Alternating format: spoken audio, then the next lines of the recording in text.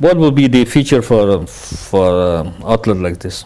People are aiming for the Western type. You know, I went to this place called what is it, Outback? Outback Steakhouse. You know, I was outside Washington D.C. one time, and there's Outback restaurant, and then they say Washington, and then there's New York, and there's maybe Paris, and then Jakarta. You know, maybe 5 or 6. Right. Of all the places in the world, you have Jakarta. Is it because they think that Indonesia is the place to be to open up outlet, or they know Indonesia or Jakarta is a growing market? No, don't forget, all those are franchises. Mm-hmm. So if you see that they're in Jakarta, Yeah. someone has bought the franchise. So they sold the franchise to an Indonesian person, and there's an Indonesian entrepreneur who feels that the opportunity is there.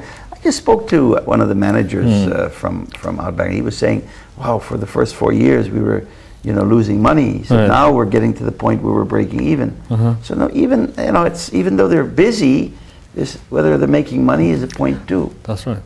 So you need to have a long-term investment in that. Well, Yeah, it's definitely not a short-term investment like restaurants are supposed to be. It's more long-term. Yeah.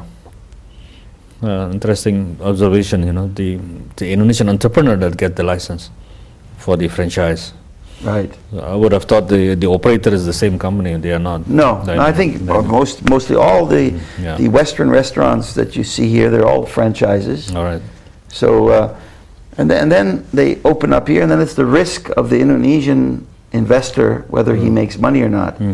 Win or lose, profit or not profit, he's got to pay his royalties. That's right. And the royalty is quite hefty? Well, royalties, I think can range from 4, 5, 6% on a franchise. From total revenue? From total revenue, from sales, yeah. From sales? Right. Any incentives on the gross profit? No. Nothing? No, because it's unlike a hotels. franchise. Unlike hotels. That's when you're talking the incentive, that means it's a management contract. That's right, the management contract. Yeah, no, this is not management. Franchise is usually not straight from management the top. contract. Correct. Yes. No, I understand you were involved with Choice Hotels. That was also successful, in a way. How's it doing now? Well, the Choice Hotels in Indonesia, Yes. they pulled out of Indonesia because of many franchisees not paying the royalties on time, on a timely manner. So they decided to pull out of Indonesia. That's why I mentioned earlier how important it is, the laws that support everything. Because U.S. companies or franchisor lives from the royalties, he's got to provide support. That's right. If people don't pay their royalties on time, there's no way that a franchisor can provide the franchisees with support.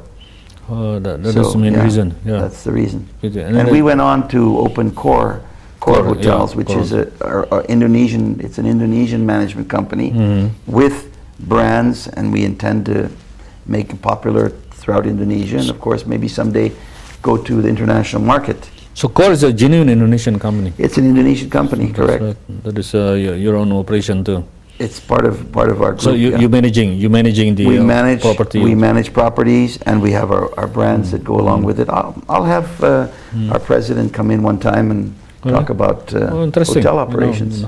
How do they charge? Are they charging the same sort of scheme like the major one? 3%, 5% on top, and then this. Usually it's about 3% for royalties, and then it's an incentive that can be 5 to 8%.